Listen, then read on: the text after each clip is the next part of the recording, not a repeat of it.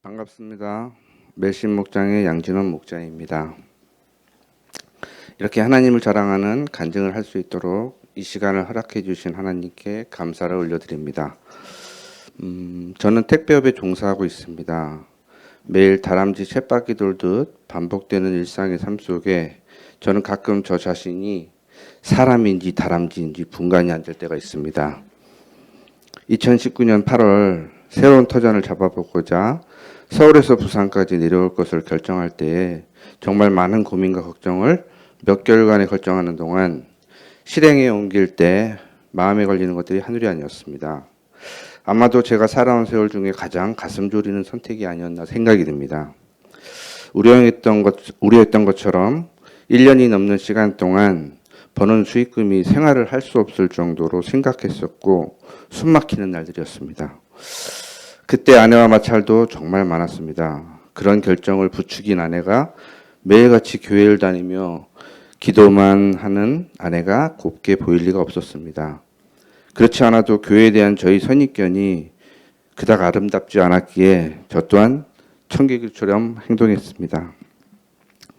목장하는데 술 먹고 취해서 들어가 꿀물 타달라고 하기, 나눔할 때 쓸데없이 이야기하며 회방 놓기, 금요일만 되면 제정신으로 있는다는 게 힘들기도 하고 음주가무에 열정을 쏟아부으며 주말을 보냈습니다. 일하고 집으로 돌아와 저녁 식사를 마치고 나면 아내는 상공부 숙제를 해야 하니 방해하지 말아달라고 하더군요. 늦은 나이에 신학대학 가서 목사가 되시려고 하나 그렇게 시비를 걸며 지금의 목료를 조롱하고 놀리던 제가 상공부 5과목을 수료를 눈앞에 두고 있습니다. 그렇게 찌질이 생활을 2년을 흘러서야 아무것도 없던 불모지 새 지역을 목돈을 들여 사들인 뒤부터 저희 황금기를 맞이하게 되었습니다. 영업을 아무리 해도 안 열리던 거래처가 계약되고 중형 거래처들이 손을 들며 제 발로 찾아오는 그때는 너무 많아서 감당하기 힘들 정도였고 거래하자고 전화 오는 것도 제가 거절할 정도로 많았었습니다. 그동안 나의 노력이 이제야 결실을 보는구나 생각도 하고 혼잣말로 그래 나는 되게 돼 있어 하고 몸이 아파도 저의 자리를 지키면서 그래 일이 된 거 한획은 긋고 퇴사하자 하는 마음으로 미친 듯이 그렇게 2년을 달려왔습니다. 21년 8월 무렵 제가 2년간 이루어놓은 거래처 라인업이 주저앉는 데에는 거짓말처럼 딱 2개월이 채 안 걸리더라고요.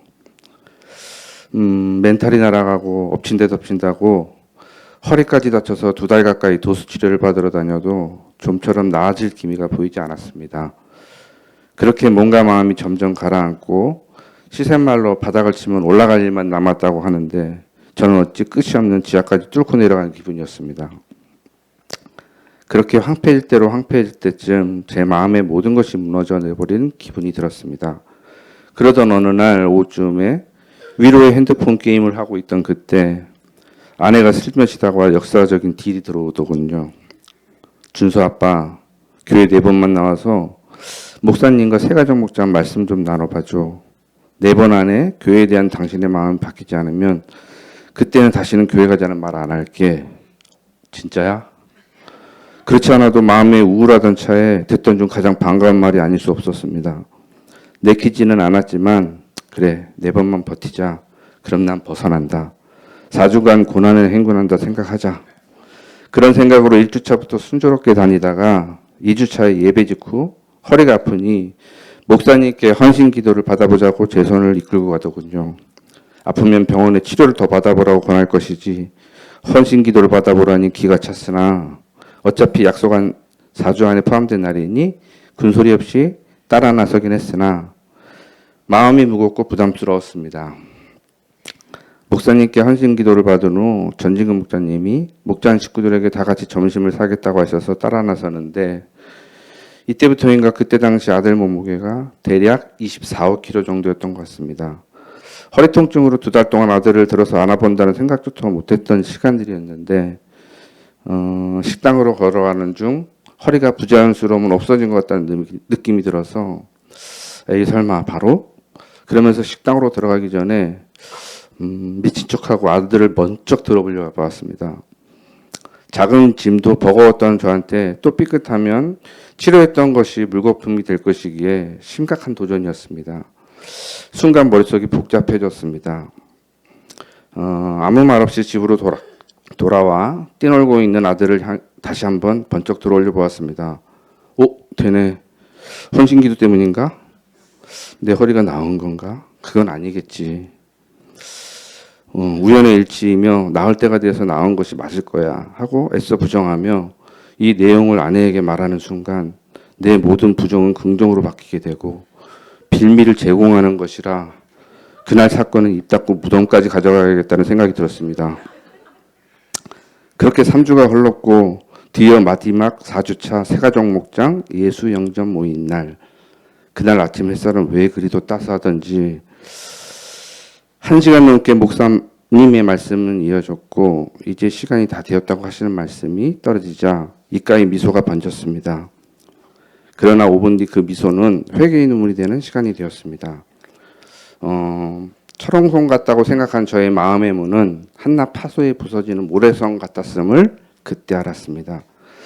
보아라, 내가 문 밖에 서서 문을 두드리고 있다. 누구든지 내 음성을 듣고 문을 열면 나는 그에게로 들어가서 그와 함께 먹고 그는 나와 함께 먹을 것이다. 요한계시록 3장 20절 말씀입니다. 목사님께서 성화를 그리시며 성경 구절을 들려주셨는데 이 말씀 구절은 늘 아내가 저에게 입버릇처럼 하는 구절이었습니다. 하나님께서는 사람을 통해 일하신다고 하셨습니다. 제 아내 입술을 통해 3장 20절 말씀을 계속 들려주고 있었는데 저의 눈과 귀가 가려져 제가 하나님의 시그널을 듣지 못했던 것입니다.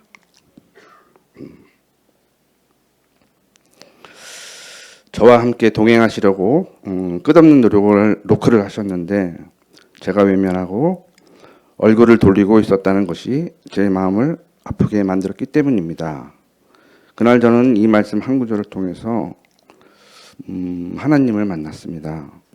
그렇게 23년 1월 세례를 받고 하나님의 자녀가 되었습니다.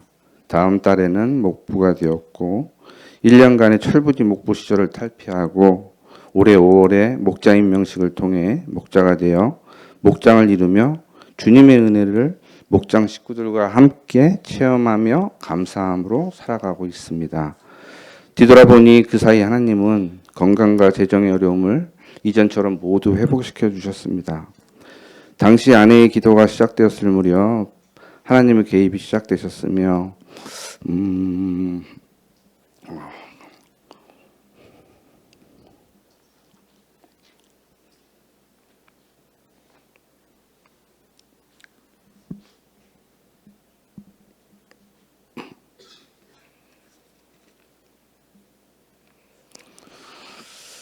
이 모든 것들이 하나님의 계획이었음을